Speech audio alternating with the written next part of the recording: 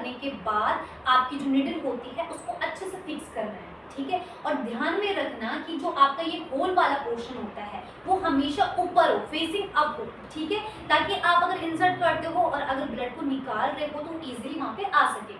अगर आपने नीचे की तरफ कर रखा है और आप निकाल रहे हो तो ब्लड नहीं आएगा, ठीक है। आपने अच्छे से कर दिया इसको फिक्स। उसके बाद आपका जो फेसिंग अप वाला पोर्शन होता है इसको आपकी जो वॉल्यूमेट्रिक्स होती है ना, जहाँ पे वॉल्यूम्स लिखते होते हैं उसकी तरफ सेट करना। इतना क्लियर? इंसर्ट करने से पहले आपका जो पेशेंट का आर्म होता है उसको होल्ड करना है, ठीक है। होल्ड करने के बाद जो थंब वाला पोर्शन होता है उससे आपकी जो वेन होती है उसको स्ट्रेट करके देन उसमें क्या करना है, साइड देखनी कि आप कौन से साइड में प्रिक करोगे, ठीक है। प्रिक जैसे कि आप प्रिक करने वाले होंगे तो आपको ये ध्यान में रखना है कि कितने डिग्री के एंगल पे आपने प्रिक करना है, ठीक है। तो आप मोस्टली कितने करते हो, 25 से लेकर के आपका 30 डिग्री पे प्रिक करते हो।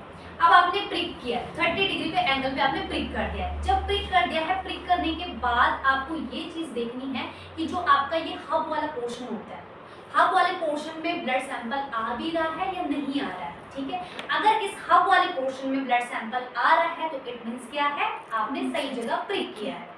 अगर आपका ब्लड हब वाले पोर्शन में नहीं आता है तो आपने रॉन्ग साइड में प्रिक किया है, ठीक है। उसके बाद क्या है, आपने ठीक है कि आपने ब्लड को निकाल दिया।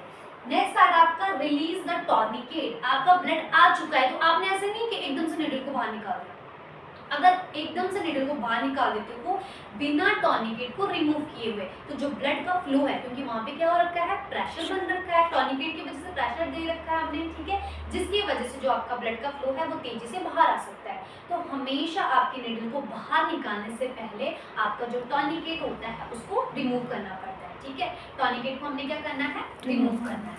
टॉर्निकेट यानी लूज छोड़ देना है, ठीक है। उसके बाद जब आपने टॉर्निकेट को रिमूव कर दिया है तो आपके एक हाथ में होता है कॉटन, एक हाथ में क्या होगा, कॉटन होगा। अब आपने निडल को बाहर निकालना है तो जो कॉटन होता है उससे प्रेशर देना है। जैसा ही प्रेशर दोगे तो पेशेंट को बोलना है कि अपने हाथ से इसको क्या करो, प्रेशर अप्लाई करो, ठीक है, करो अप्लाई, ठीक है।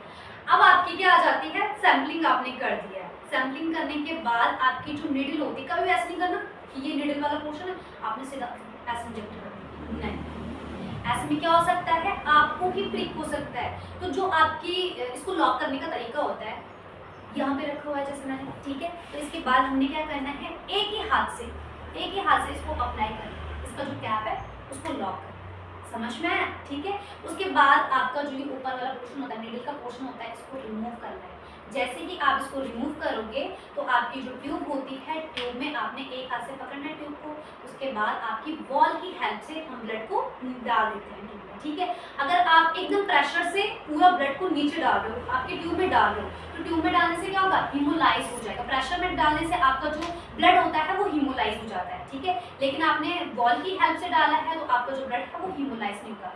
देन अगर आपकी जो एंटी कोगुलेंट वाली ट्यूब होती है, ठीक है, इसको अच्छे से मिक्स करना है। ऐसे शेक किया आपने, शेक नहीं करना है, अच्छे से मिक्स करना है, ठीक है। अच्छे से मिक्स करने के बाद जो नेक्स्ट आता है आपका डिस्पोज द निडल्स। आपकी जो निडल्स होती है उसको डिस्पोज करते हैं, ठीक है। कैसे कंटेनर में करोगे, शार्प कंटेनर में डिस्पोज कर देना। अब मैंने बोला था कि पोस्ट प्रोसीजर आता है। पोस्ट प्रोसीजर में क्या आएगा, एक तो क्या होता है, जो आपके पेशेंट की आइडेंटिटी होती है, ठीक है, उसकी हेल्प से आपका जो सैंपल, जो ट्यूब है आपकी, ट्यूब में क्या लिखते हैं, सारी आइडेंटिफिकेशंस लिखते हैं, पेशेंट का नाम लिखते हैं, पेशेंट का एज लिखते हैं, डेट ऑफ बर्थ लिखते हैं, वो सारी चीज़ें लेबलिंग करके हमने दे देनी है।